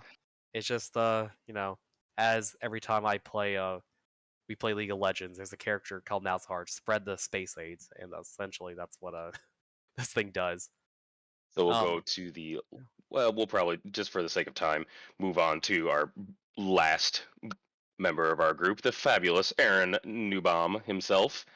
So recently tested out this list at Arizona for Cruel Boys, our other skew list, bringing a lot of shooting where we're kind of lacking that in our current list. So we have him bringing Big Yellers, giving the plus to range for all the Bolt Boys, bringing a Killaboss on Great Nashtooth with an Arcane Tome, with Nasty Hex to possibly take away ward saves, and he's bonded to the Incarnate itself to give +1 to cast that Crew Boys is sorely lacking.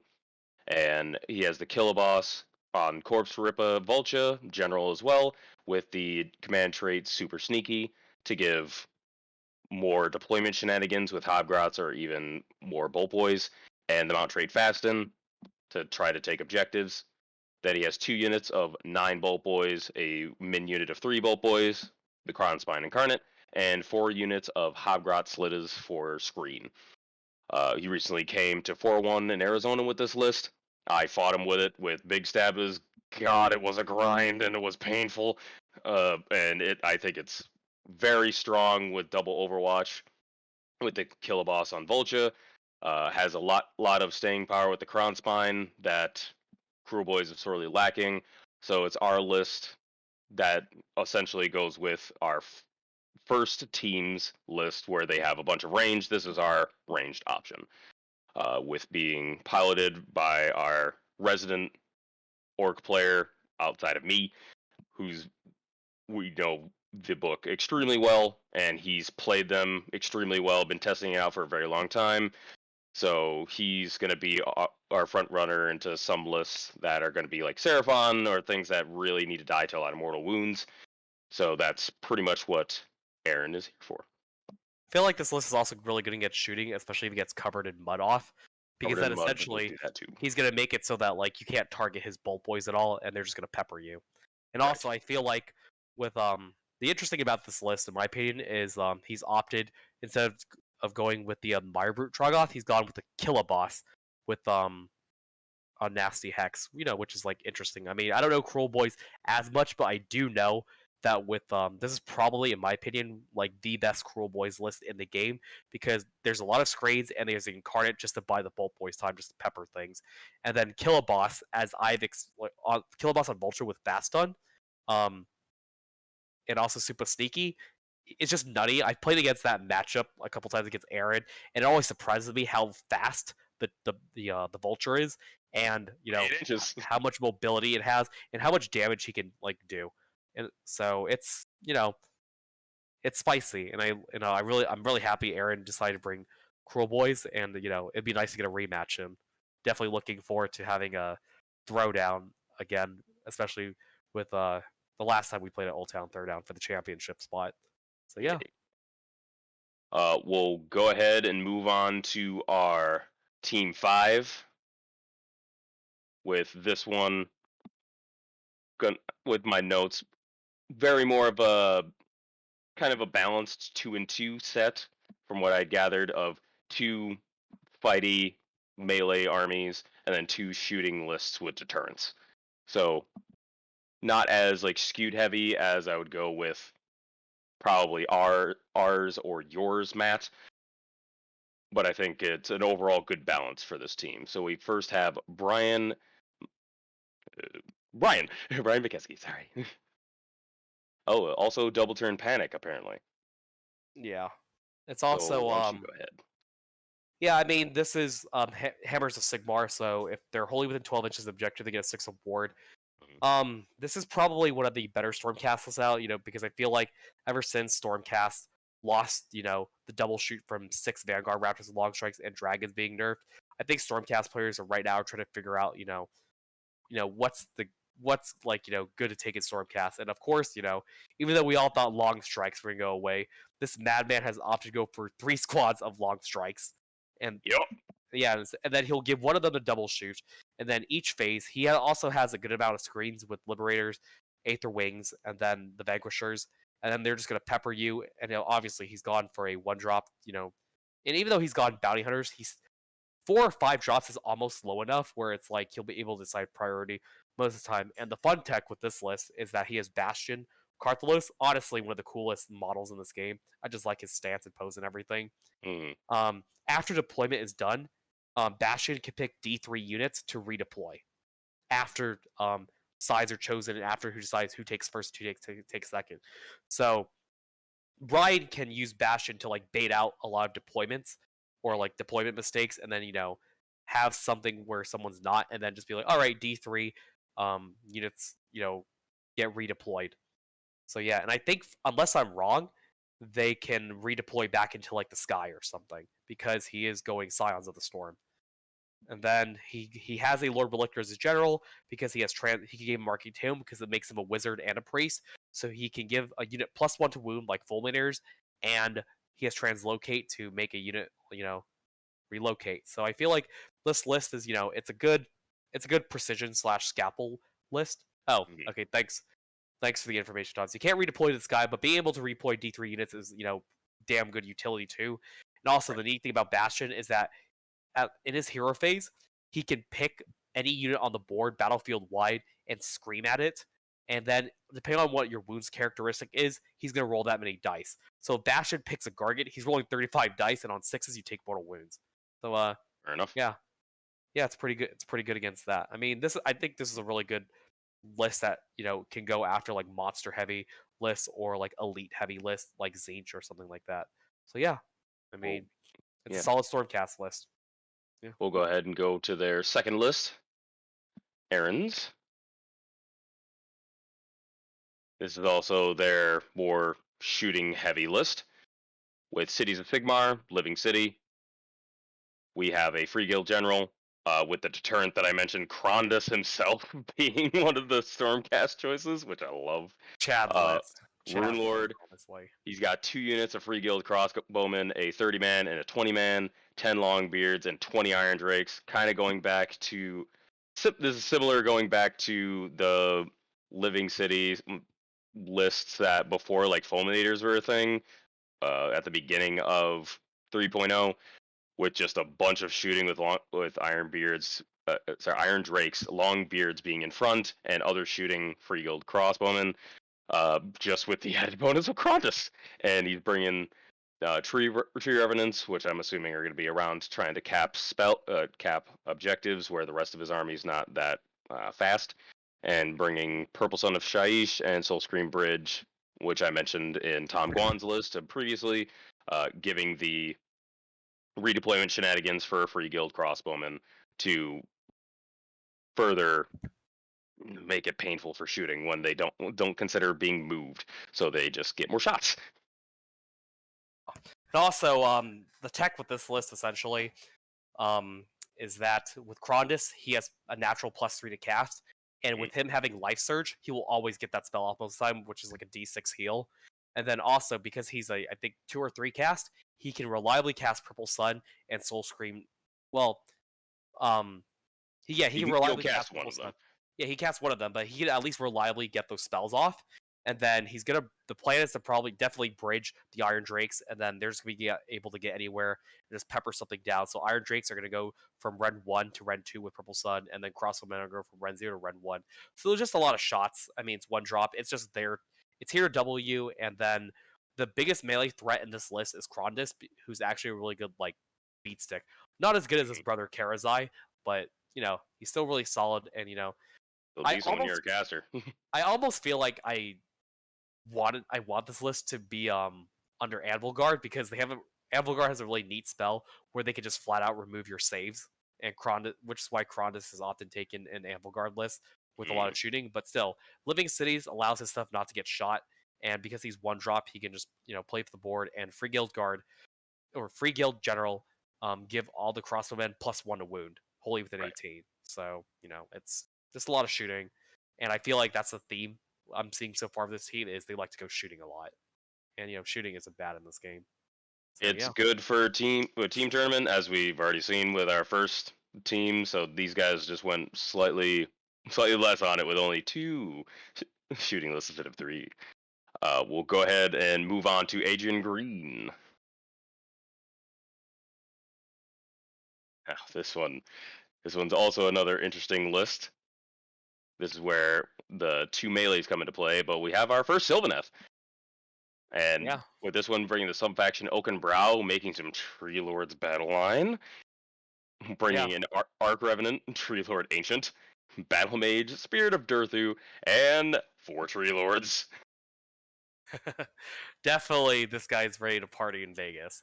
And the nice thing about this list, because Tree Lords are battle line, this guy's basically role playing, Lord of the Rings too, where all the trees are attacking Isengard. And he's running Spirit of Durthu with Greenwood Gladius, which gives him D3 extra attacks. So potentially you can get to Durthu from having 3 attacks to 6 attacks, threes and threes, or potentially 2s and 2s, -2, 6 damage each. So yeah, I mean, Spicy and Battle Mage gives +2 to charge.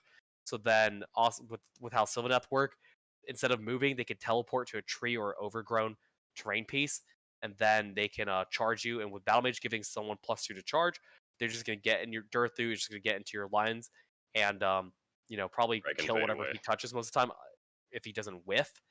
And also the nice thing about the Tree Lords in this list is that they all got buffed. They went from being a 4-up save last book to a 3-up save. So they're actually really tanky for their price point, and they're just going to like tank it. And then with Tree Lord Ancient running Vesperal Gem, it means he can auto cast a spell once per turn from the Sylvaneth magic lore.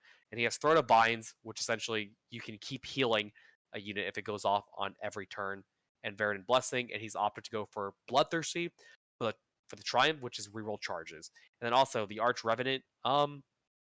I feel like the Arch Revenant maybe isn't needed in this list because he only really buffs Kurnoth Hunters, with +1 to wound, the shooting and the melee ones. And he's not really into Kurnoth Hunters, but I feel like he probably added it in there because it's a cheap hero.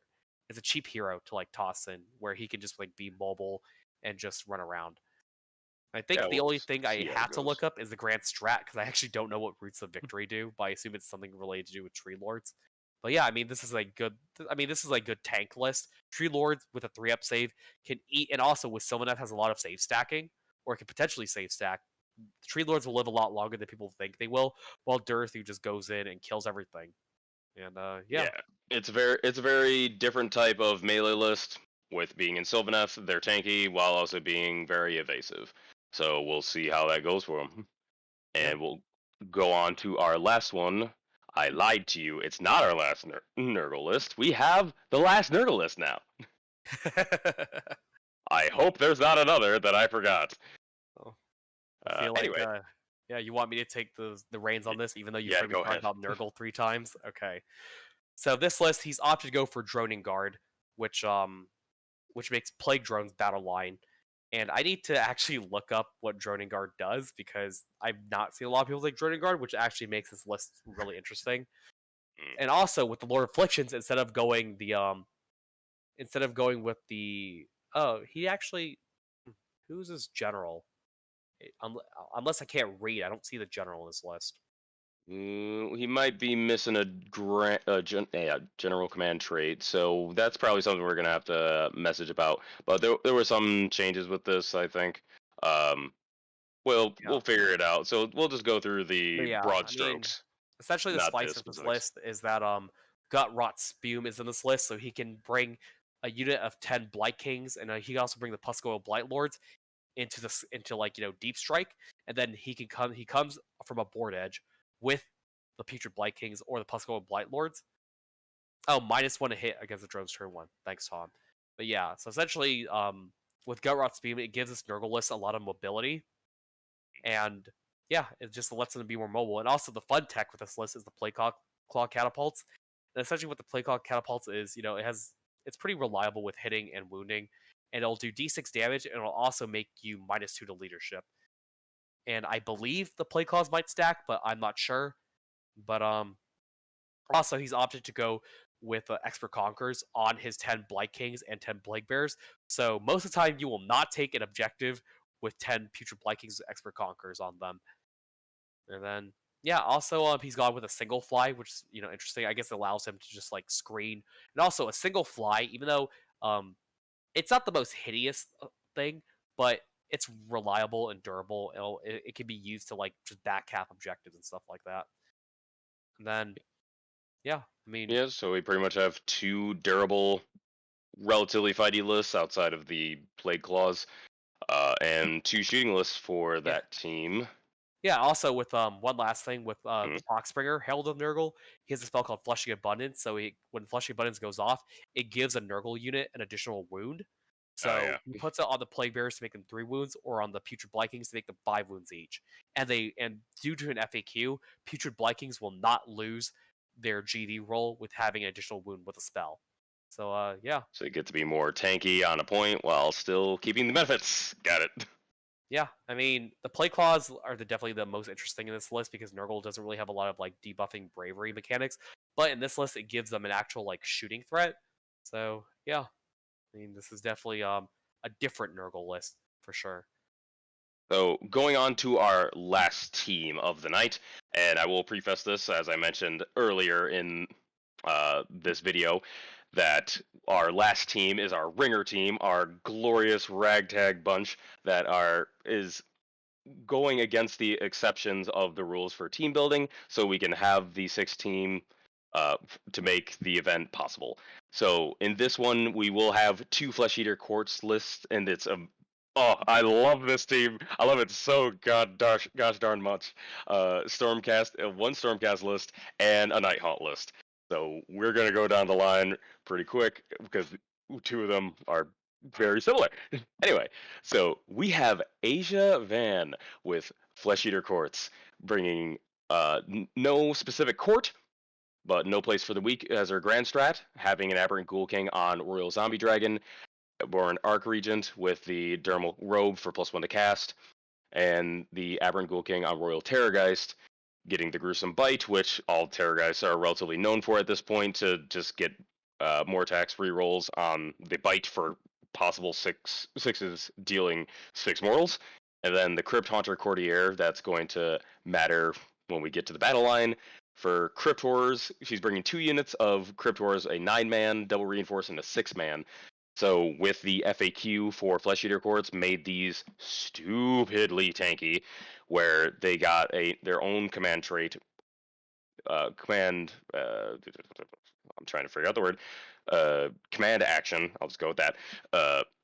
Command action where they can do muster specifically in the hero phase, and they can do muster from the war scroll from the Crypt Haunter. So they get 12 dice on 5s bring back a Crypt Horror. So that's 4 wounds of just a boatload of attacks doing 2 damage apiece. Heroic action. Thank you, Sleepy Gary. It's late. Yeah, My and tired also, brain. my experience against recently buffed FEC is that like I think I was playing against an FEC player at Nova or some other event. But essentially, I reduced a unit of flayers down from like 1 to like 9 to 1, and then after rallying and mustering them, he brings them all back up to 9, and I'm just like, ah, shit. I also had that happen to me against my last opponent. Colt kicked my butt, where I got it down to like one other dude. Again, at least brought it up to like 7 because double muster is painful. And then what the other heroes are supposed to be doing is Aberrant Ghoul King on Zombie Dragon has the ability to give them +1 to wound aura, and everything within 18 inches of an aberrant is rerolling their hits. So their 4s rerolling 2s, I believe, with the zombie dragon, and no rend, but 2 damage a pop. So it's very efficient when they're all GVs with their big bases. They're all getting their attacks in. So these are big, angry, very durable units. And bringing Chromatic Cogs with his casters of the Arc Regent and the 2 Ghoul Kings just makes their casting even more reliable. Yeah. And I mean, I feel like also with the buff to muster, it actually makes FEC lists really interesting because I think before it just literally used to be Ghoul King on Terrorgeist or Terrorgeist spam.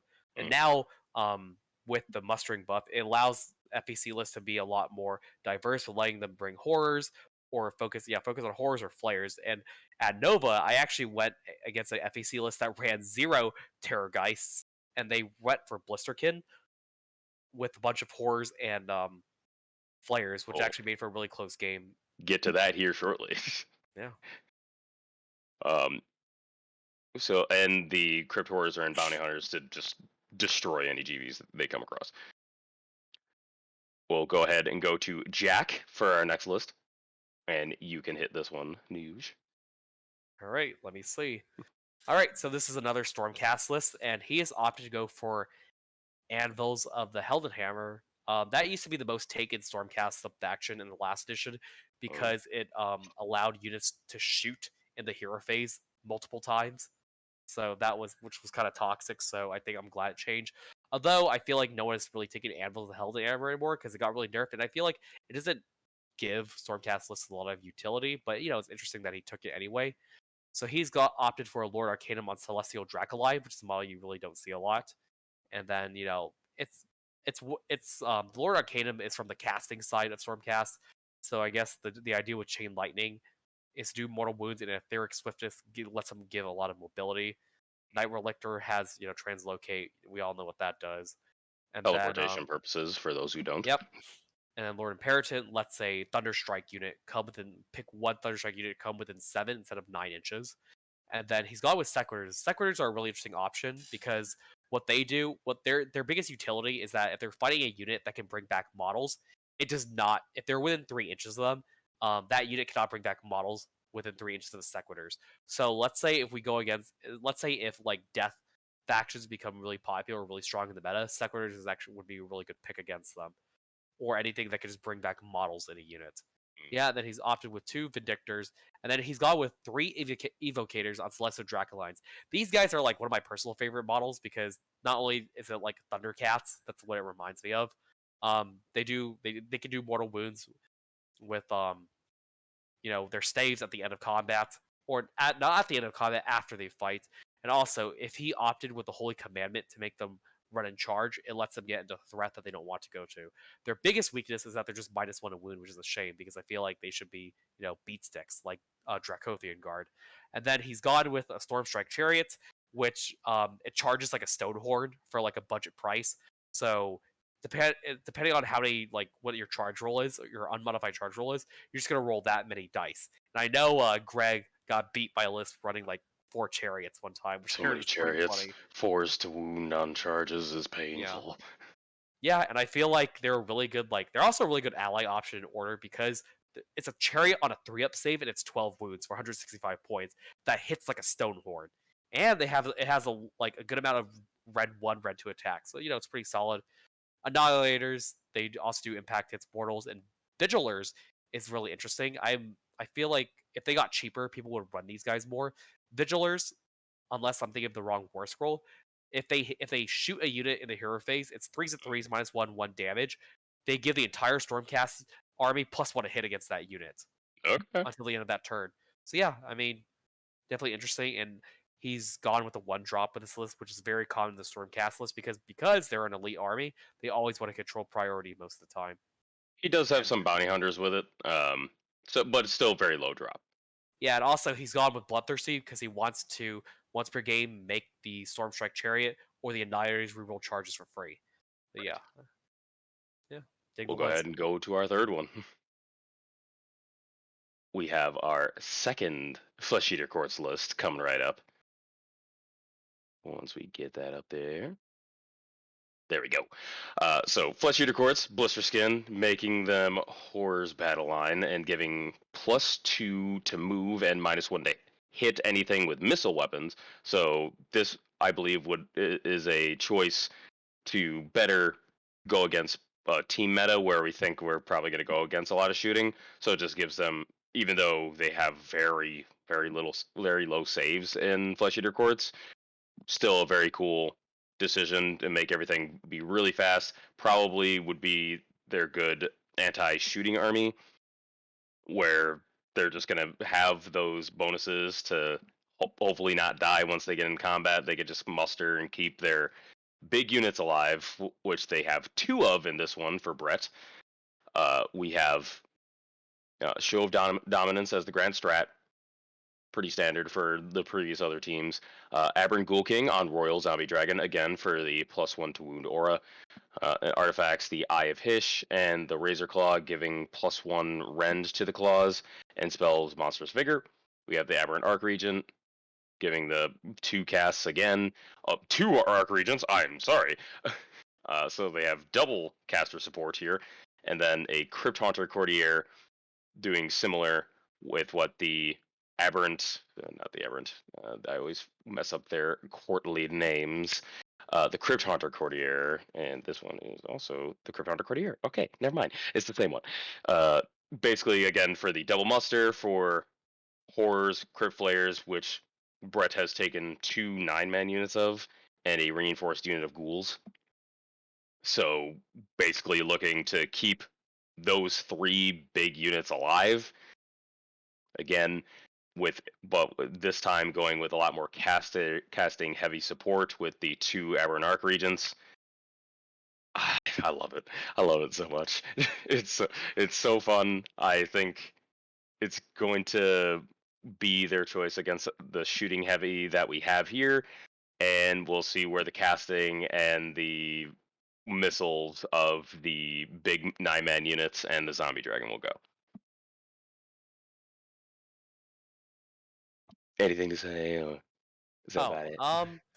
well, I feel like I went against a variation of Blisterkin with again, as I said earlier, didn't run a single zombie dragon, and that has a shit ton of wounds in the list. I think when he was running a bunch of horrors and flayers, I think it got up to 150 or 160 wounds.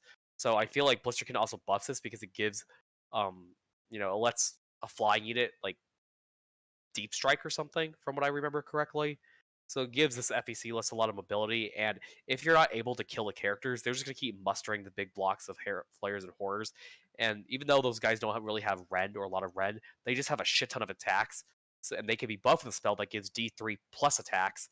So yeah, I mean, with enough dice, they'll kill you, and especially with double fights. So yeah, I dig it. And also, the reason why, if anyone's confused, there's two FEC lists in one team, even though that's illegal. These guys are ringers, and we're happy that like they took their time to come out to play in Vegas this weekend, so we have all even teams, so no one has to take Right. a bye. So yeah, We're shout out gonna to these guys. They're beautiful individuals, and we'll go to our last list of the night. Kyle's list, our local Night Haunt player, and you can go ahead and hit this list up, Noog. Oh man, I've won against this list so many times, and It's very crunchy. yeah, this is not a conventional Nighthawk list. This isn't Blade Guy spam. This isn't Harridan spam. This isn't like, or Grimgas Reapers. It's very much Hero Hammer, and also it very much plays like, unironically, even though Nighthaunt does not have a lot of wound density like BOC, Nighthaunt, this list specifically, has a lot of trading pieces. So, and also, like BOC, it's not obvious about what the threats are in this list, and there's a lot of threats in this list. So he's opted to go with Emerald Host because he's not really spamming a unit per se. So might as well take advantage of the fact that at the end of every battle round, on a 2-up, you take D3 mortal wounds, and if you're a monster, you take D3 plus 1 mortal wounds. So that's what it's really solid for. So he has Kurdos, the Night Haunt Pimp Ghost on his chair that just flat 3 damage with 5 attacks. So he's A lot of rend. there, yep. And also, when Night Haunt charge, they can stack -1s to save. So this Kurdos I've seen can easily get to like 5 rend or even 7 rend. So he's pretty good. It's like BOC rend, which is pretty funny.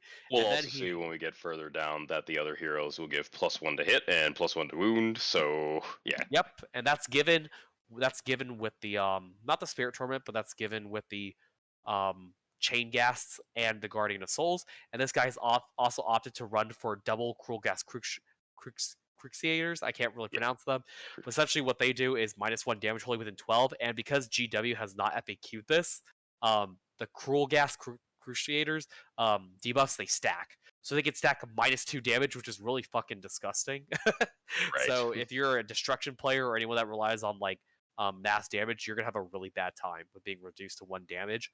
So this list is insanely durable because of that. And one of the Cruel Gas Cruciators are running Light Shard of the Harvest Moon, so anyone wholly within 12 gets +1 attack. So you put that on like Miramore Banshees or Blade Guys Revenants, and they're just gonna mulch something. And then the nice tech with this list is that he's run Knight of Shrouds on Ethereal Steed with Spiteful Spirit and Soul Fire Ring. So generally, in my experiences when I played against Kyle, he tosses this guy into like a unit of hordes or something he can kill. And every time he kills a unit, he has a role like the Mega Boss with these Command Trait and the Soulfire Ring, where he gets stronger. And also, if he takes wounds, he gets stronger. And at the end of every combat phase, or it's either at the end of every combat phase or after he fights, he just does a bunch of mortal wounds on a 4-up. And then the dice just keep going up every single time. It'll So you be have to equal dedicate. to his current wounds characteristic in 6 inches around him. Every time he kills a model, he'll Yeah. explode and do mortal wounds to every unit within 6 for Yeah, his current wounds characteristic. So he'll keep getting up in wounds characteristic for every time he kills a model. He heals D6 at the end. So he's just basically a nuke. Also, he's followed by at least 1 unit of 3 Spirit Hosts, and Yep. Spirit Hosts give a 3-up bodyguard ward save to any Nighthawk unit. So generally, what Kyle does is he has the Spirit Hosts follow the Knight of Shrouds and definitely Kurdos, so they just don't die in this list.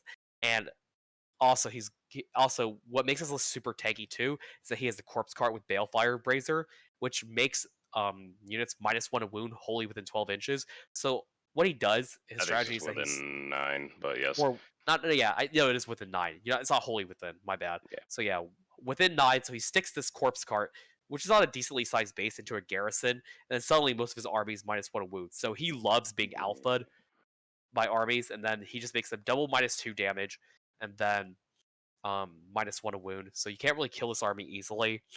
And Banshees will be around for defending against any type of spells.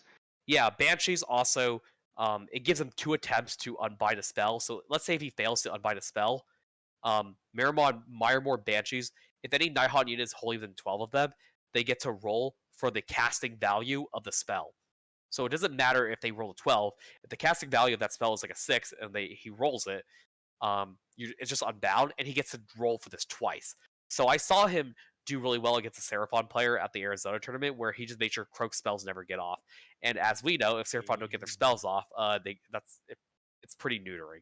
And he put Yeah, the it's Banshees rough. and also he put the Banshees and Bounty Hunters. So even though that seems like a really weird choice because they're 1 wound each for 4, you're paying 105 points for 4 wounds. They do flat 2 damage on their own. So Bounty Hunters makes them like go into something after you stack a bunch of Right. debuffs, and they're just gonna be doing flat 3 damage against like GVs and stuff like that. And Blade Guys Remnants are always solid. Even 10 of them even 10 of them will just like smack something because they just have a lot of attacks. And yeah, so I mean, this list is stacked with a lot of threats, and they have a lot of. It's a moving castle essentially, which is not really. I think Nighthawk kind of plays like that, but other Nighthawk lists play more mobile, where they lean to 20 like Grim Gas Reapers or 20 Blade Harridan. guy spams. Yeah, yeah. Essentially, this is and this. I think Kyle has gotten 3 4 1s with this list, so he's been doing really well with this. And this list essentially proves that Nighthaunt is just more than, um, Quicksilver Dead or Scarlet Doom. So yeah, props to Kyle for like taking this list and also volunteering to be a ringer to play with us. Can't wait to go against him potentially in this event. Yeah. So that pretty much sums up all of the lists that we have going to the event this coming weekend. We'll briefly go over the missions, with round 1 being Presence of the Idols, 3 objectives in the middle. Then we have Nidus Paths with the 4 objectives in the corner quarters. There we go. 3 round 3 we have the Prize of Gillette. Again, a lot of objectives in the center of the board. Then head-on collision, 3 objectives again diagonally, fighting over the center one. And the last one, close to the chest, 6 objectives with the L deployment. So going over the teams that we have, with the pack, with how it is, a lot of objectives being more closely towards the center. We'll see how the teams will favor the shooting list over things that will be clogging up the more center of the board. What do you think is going to going to be a better option with this current pack news? Because we don't have Silk Seal nests or objectives with a lot of we don't have like battle plans with a lot of objectives besides close to the chest. I actually think this pack favors castle lists and shooting lists, especially, or any list that can just like tank. Giants are gonna have a great time with this pack. Nurgle is gonna have a great time with this pack. Seraphon definitely is in shooting, and a lot of these armies, like the top armies' weaknesses, are being like forced to spread out. And well, with how this pack is, I predict that they're going to do really well. Corn also, because we have a good amount of corn. Corn likes having low objectives to fight over. I kind of joke that like Tom the TO picked these missions because it's best for his corn, even though he's been playing in it. So Man, don't yeah, push that. Don't push that evil on the boy. yeah. So then, well, yeah, shooting also is also pretty strong in this. Shooting list will be really strong because the fact that they can just castle and not have to worry about contesting a lot of the objectives. So even if they lose their screen, all they have to do is just shoot you off and just walk onto the objectives, and they'll be good. I think Zinch, even though we only have like one Zinch player, um, him and Matt Jones Nurgle they'll also like this pack because there's not a lot of objectives to fight over, and they can just blow up anything that gets within 18 inches. So yeah. It's going to be very interesting to see how the pairings and the drafting are going to go out, and see if the strong lists are going to be able to go against their counters or vice versa.